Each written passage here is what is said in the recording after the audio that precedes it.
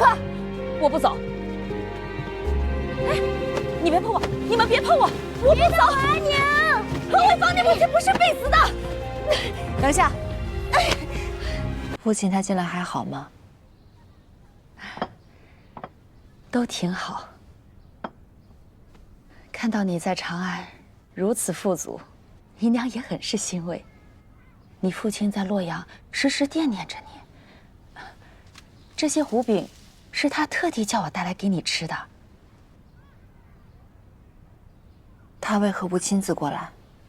唉，牡丹，你有所不知，这何家呀，是一年亏过一年，如今已是家徒四壁了。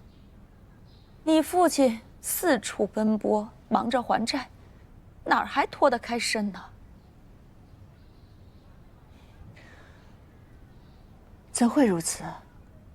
父亲当年也是数一数二的商户，怎么会沦落到如此境地？你又不是不知。你和刘畅成亲那年，何家为你贴补进去多少啊？后来你从刘家逃走，那众人都以为你死了。刘家不仅不再帮衬，反而还处处为难，我们哪儿斗得过关呢？那其他人也是见风使舵的，这生意还怎么做呀？牡丹，你如今这潇洒快活，可是整个何家的安危换来的呀。我明白了，我收拾一下细软，回趟洛阳，与父亲商量一下解决之法。别！你父亲的性子你又不是不知道，他可不就是拉不下脸才让我来找你的吗？那你就算回去了，他也不会见你的。可若是我不回去，我如何帮父亲打点生意呢？说的也是啊，你们父女俩啊，姨娘知道，这心里都记挂着对方。你父亲在洛阳家里呀，天天念叨着你，说他觉得有愧于你，还说你呀，像马儿这么大的时候啊，就已经知道帮着他算钱理账，孝敬得很。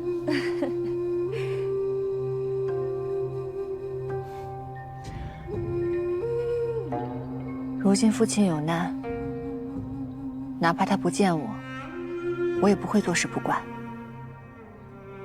这样，我差人先置办一些玉器，还有丝绢，你带回去，解燃眉之急。这几日，我会联络长安的药商，想办法牵线搭桥，让父亲的生意重新做起来。好，牡丹有心孝顺，姨娘事事欣慰。只不过，你说的这些个法子，它毕竟不能从根本上解决何家的困境啊。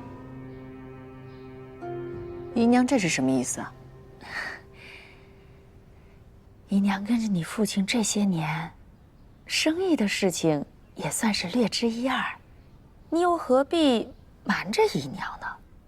长安城谁人不知，这方圆才是你身材的根本呐。不是父亲叫你来的。牡丹何出此言呢？自然是你的父亲叫我来的。我深知父亲的秉性，他对母亲用情至深。母亲生前最珍惜的便是方圆，父亲深知这一点，怎会向我讨要？姨娘瞒着父亲来到了长安，还真是煞费苦心啊。但可惜，你从我这里得不到一分一毫，更夺不走这个方圆。来人，送客。请吧。牡丹，你误会了。牡丹，如今何家真的需要你的帮助。你看看马儿，你看看你阿弟，他还如此年幼，你忍心看着他跟着我们一起忍饥挨饿、风餐露宿的吗？不忠不孝的无礼俗妇，我才不认你这个姐姐！不许说这句。父亲有句话，确实没有说错。我8岁的时候，便跟着他跑商铺做生意，算盘拨得比账房先生都要快。若是你的儿子能做到这一点，定不会让你过上忍饥挨饿的日子。毕竟，他又忠又孝，又明事理。满儿可是你父亲唯一的子嗣，将来是要继承何氏家业的。你竟如此偏损于他，等他将来当了何氏家主，回了洛阳，你可是要向他下跪磕头的。真是笑话！我早已自立门户，他当谁的家主，跟我有什么关系？你面前站着的可是名满京城的花满珠店主，你让他跪？你看看那墙上挂的字，那是圣人亲手写的。我劝你说话还是客气些。你一个小小的贱婢，你说谁贱婢呢？我们方圆可没有贱婢。哎，你们这儿你若是再不走的话，休怪我不客气了。何为芳，你的良心莫不是被狗吃了吧？若不是你当年逃家的时候带走了我何家一盆名贵的牡丹，这才有了发家的本钱。怎么，如今风光了，想要翻脸不认人了？我告诉你，你如今这泼天的富贵，就理当有我何家的一份。我在长安白手起家，几度危难起伏，我从来没有求过你们任何人。而如今，你想来分一杯羹了？我告诉你，那琼台玉露是母亲所种，方圆是她留给我的嫁妆。父亲有难，我自会与他商量。但是这一切，跟你毫无关系。来人，送客！我不走。哎，你别碰我！你们别碰我！我不走！阿娘，何为芳，你母亲不是必死的。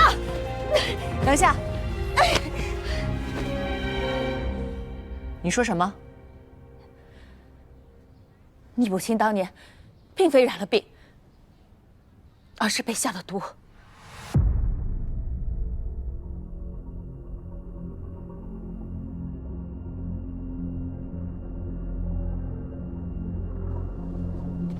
走。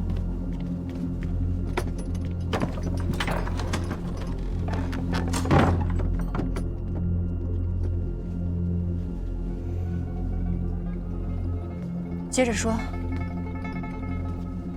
下毒的是他的仇家，且此毒无药可解，唯有紫细丸可以试，所以当年你父亲才拼了命的去找那公药。你以为你胡诌几句，我就会信你的话吗？母亲生前待人良善，除了种花，不染俗世，哪里来的仇家？那只是你不明真相罢了。他不仅有仇家，钱大人还恨他入骨。想来是他自知罪孽深重，所以才没有将此事告知你。你仔细想想，是什么样的恶疾会突然发作，且短短数月便撒手人寰？你是自小接触药材的人，可曾见过这样的怪病？如何证明你说的是真的？我知道此人是谁，给我5000匹绢帛，我便将此人的姓名告知于你。是真是假，你一探便知。好，我答应你。